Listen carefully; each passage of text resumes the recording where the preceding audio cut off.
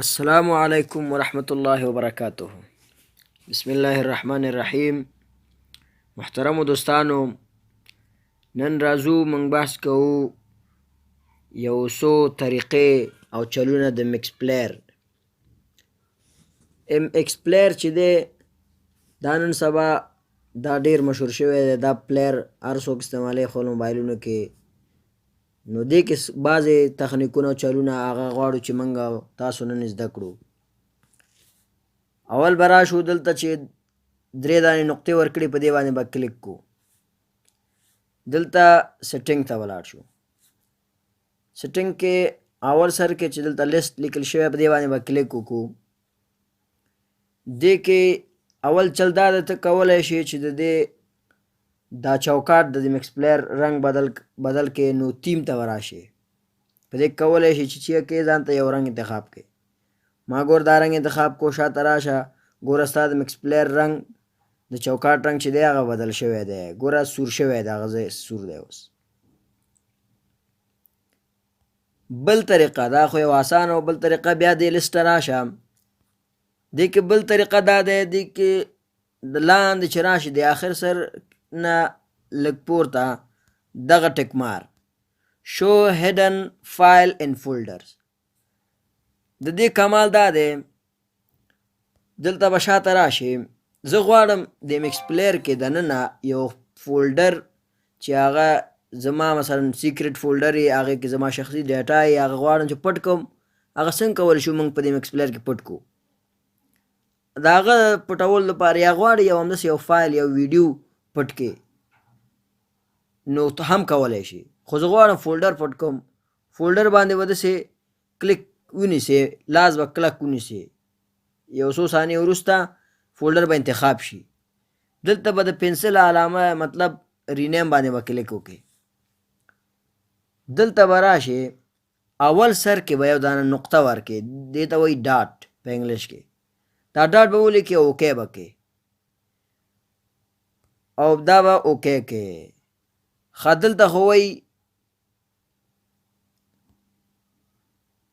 ښه دلته موږ نه بل شی غواړي. ښه دې فولډر نه به تېر شو، بل فولډر به واخلو. دا فولډر شو مثلا. ګوره ډاټ به ورکې او اوکې به کې. ګوره هغه کوم فولډر چې و، هغه زما نمبر چې ورباندې لیکل شوی و، هغه څه شو؟ هغه هایډ شو. اوس څنګه کولی شو هغه بېرته شو کړو؟ موږ ته وښایي باید. دلته به راشو، په دې نقطو باندې به کلیک وکړې، سیټینګ ته به لاړ شي او لیست ته، او آخرنی کې چې دلته لیکل شوی، آخرنی نه لږ پاس شو هیډن فایل ان فولډرز، دې ته به چک ولګې او بېرته شاته راشه. دلته وګوره ستا هغه فولډر راغلی دی. ګوره هغه نمبر چې پکې لیکل شوی و، دا فولډر دلته راغلی دی. ګوره خو لیکن چې غواړې بېرته پټ کړې، دا دلته به لاړ شي سیټینګ ته، لیست، او دلته به دې نه چک لرې که او بېرته راشه. وګوره هغه فولډر ورک شو، دلته نشته. ته کولی شې بل فولډر هم هایډ کړې. زه دا فولډر هم غواړم، انتخاب یې که، دلته راشه او دلته صرف یو نقطه ورکه، اوکې که. خو دا بعضې فولډر چې دي که نه، دا بعضې نه کوي، یا نوم به یې بدلي، یا په دې کې به داسې یو ډیټا یي چې هغه نه هایډ کېږي. نو بعضې کې داسې مشکلات ورکوي دې موبایل کې. ستاسو موبایل کې وګورئ، بیا فولډر ورته بدل کېدی شي، کار وکړي. دا هم نه کوي، دې کې هم څه مشکل وي. لکه دا حمید ما انتخاب کو، دا خو مخکې انتخاب کړی و، خو نه کوي دا کار. دا به واخلو، دا هم انتخاب کړی و. کیمره به دا واخلو، ډاټ اوکې. نه کوي که چې دې باندې چی شوی.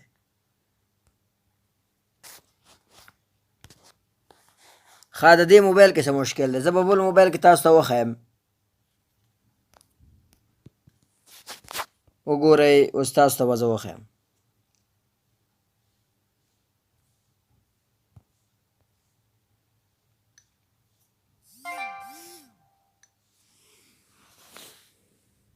ګوره هماغه نقطو باندې کلیک که او سیټینګ ته به لاړ شئ او لیست ته.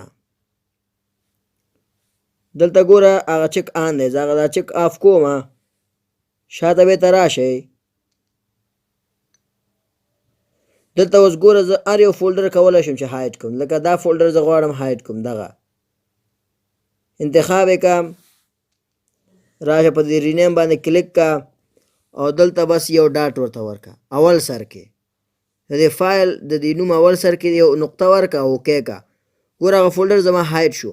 زه کولی شم بل فولډر هم هایډ کړم، دا همداسې کلیک کا، رینیم ته راشه، دلته به نقطه ورکړې، اوکې به کې، هغه هم هایډ شو.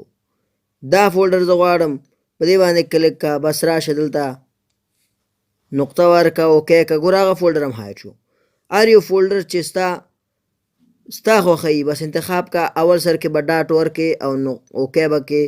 اوس دې فایل کې ګوره څه مشکل دی، نو بعضې فایلونو کې چې مشکل و ته به داسې وکړې چې خپل سټوریج ته به راشې او دا فایل دا کوم فایلونه په دې کې دا به بل فولډر کې واچې.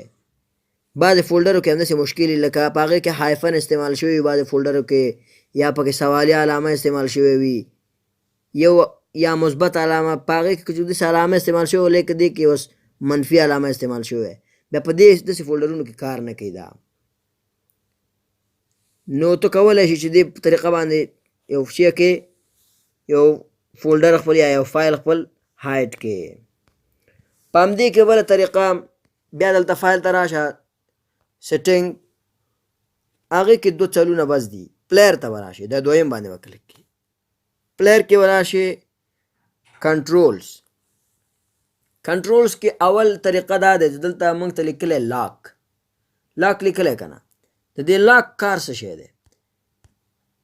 کله چې موږ یو ویډیو داسې پلی کوو که نه، لکه زه راغلم زما دا یو ویډیو دی، دا ویډیو ما پلی کړو داسې، اوس دا ویډیو ما نه کله داسې تیریږي، کله تیزیږي، کله سستیږي، زه غواړم نه دا د لاک شي، دې سکرین کې څوک ګوتې وښي هغه دې څه ایډیټ پکې ونه شي، دا لاک کوو که نه.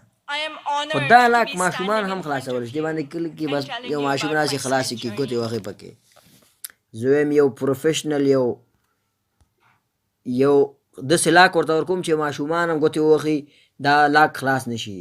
ته کولی شې دې ته راشې سیټینګ ته، پلیر، او دلته کنټرول ته راشې، دلته لاک لیکلی، په دې لاک باندې کلیک کا او دلته کډس لاک به واخلې، کډس وایي ماشومان ته، لاک په دې باندې به کلیک کې، تا به اوکې کې.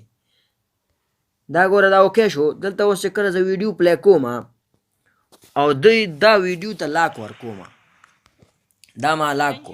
اوس یو ماشوم چې ګوتې وښي په دې کې ګوره دا شوونه راځي، خو لیکن ستا لاک نه خلاصېږي. دا لاک به څنګه خلاصوو؟ دا قط کېږي نه چې یو ماشوم خواري وکړي، دا قط کېږي. ګوره زه بټن یې وښمه،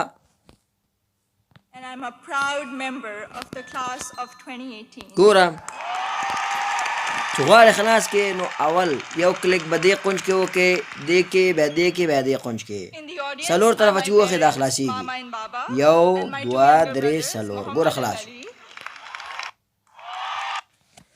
همدې کې بل ډیزاین دی، ساده ډیزاین دی، هغې کې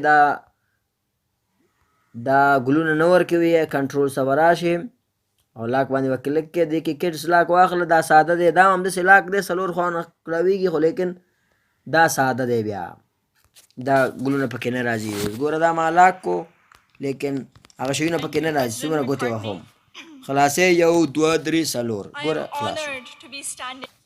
اول به یې دې قونج کې ووښې، یا بله قونج کې، بیا لاندې، بیا د لاندې بل طرف کې، دې کې بل طریقه.